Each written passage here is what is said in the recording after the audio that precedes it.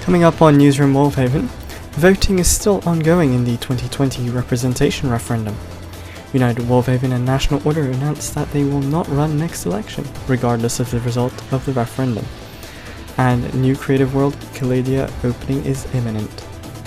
I'm Matthew Tofu in One North, and you're watching Newsroom WolvHaven.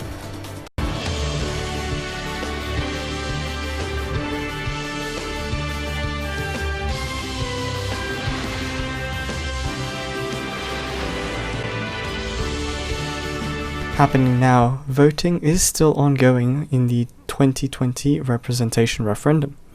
Voters still have until 4 p.m. UTC today to cast their ballots on the three referendum questions, namely question 1, whether WolvHaveners support the directly elected ministerial/cabinet minister positions, 2, whether under a directly elected ministerial position system, WolvHaveners still want general members of parliament, and 3, the preferred voting method for those general members of parliament, either party list proportionate base, like the current system, or single transferable vote based system, in which players list candidates of their choice in order of preference.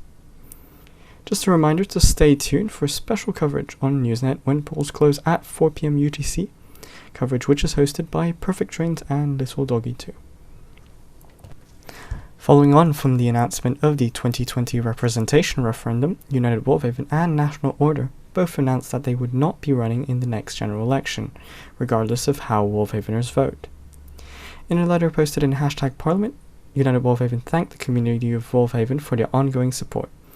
They stated that many of the party's members were entering their final years of education and thus have been unable to continue serving the community.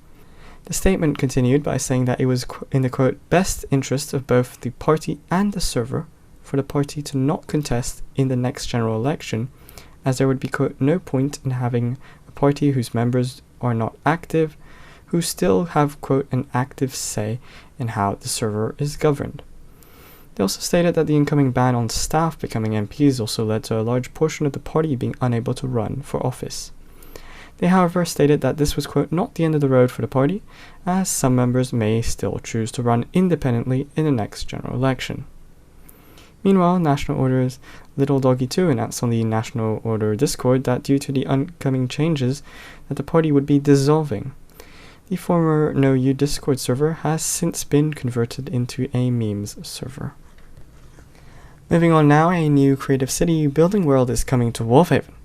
The new 30,000 by 30,000 world named Kaledia will tentatively open in the next few weeks, once rules and regulations are finalized.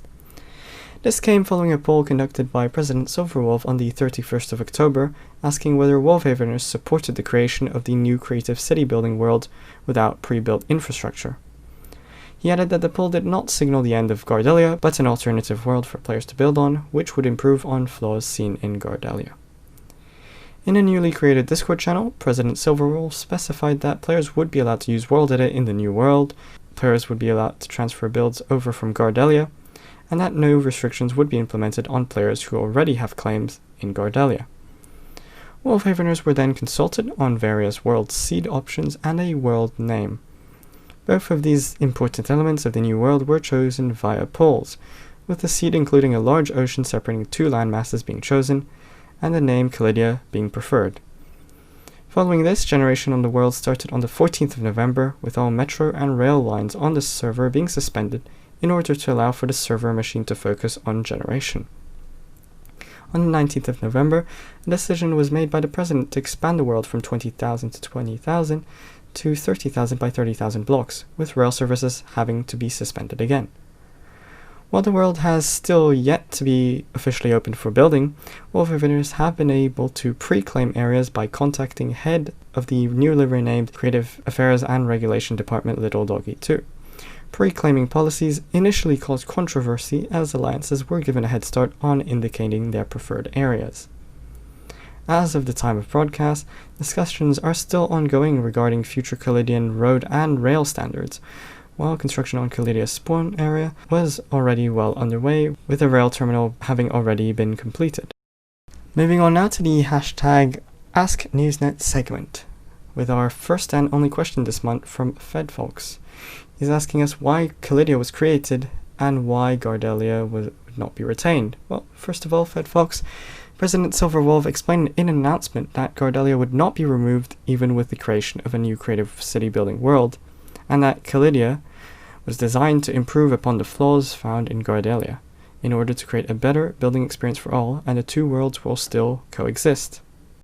Still ahead on Newsroom WolvHaven, the last bills of the 13th Parliament of WolvHaven discussed, Census 2020 now accepting responses, and the newest BERT line is now operational. Stay with us here on Newsroom WolvHaven.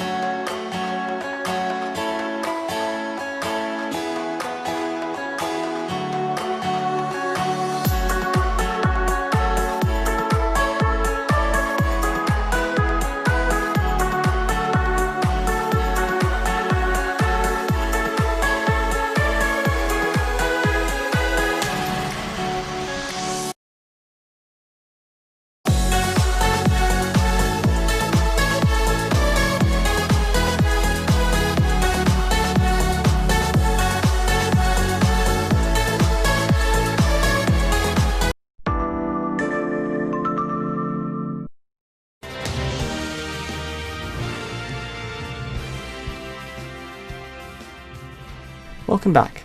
The Government Contracts Bill, proposed by Honest and Green Party MP number 21, was passed by Parliament with 7 A's to 6 nays, with the Speaker casting the deciding vote.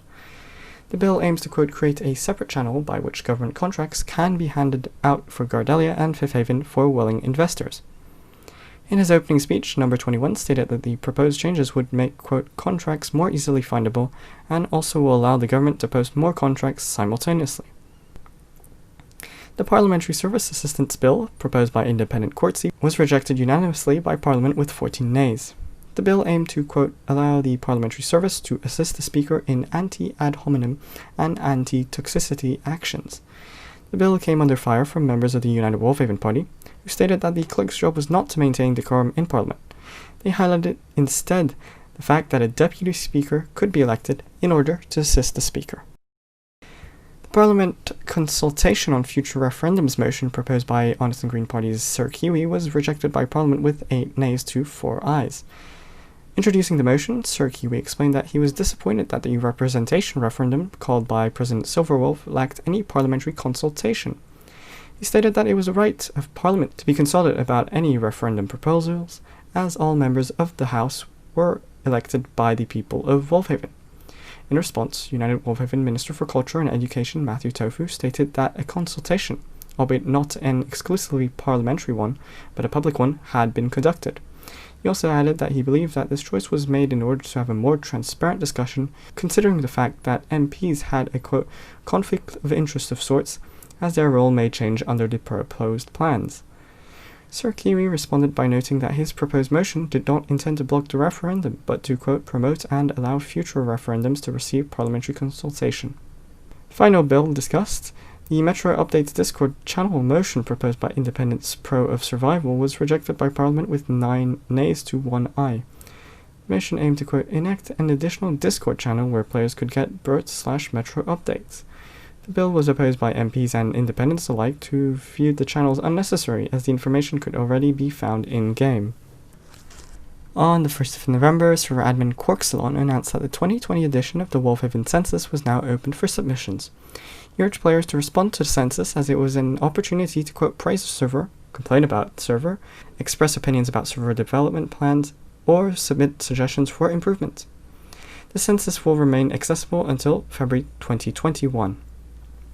On the 23rd of November, system admin Nixilis announced that the server would be getting a hardware update in December. The update was slated to improve the server performance by roughly 50%. On the 28th of November, Nixilis gave an update on the planned upgrade, announcing that it would occur between the 10th and 12th of December, and would last between 6 and 12 hours. He also touted some of the upgraded specs, including a significantly upgraded CPU, doubled RAM, and a 2 GB per second bandwidth.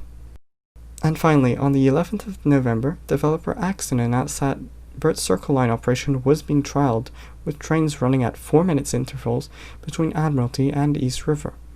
While infrastructure for the Circle Line on Wolfminster Island had already been built years ago, it had been left unused following a short period of time when Circle Line trains were initially in operation. And that's it for this edition of Newsroom WolvHaven. But don't go anywhere, because Newsnet's special coverage of the referendum is coming up at 4 PM UTC and is hosted by Perfect Trains and Little Doggy 2, so we hope you'll join us then, and I'll see you next month.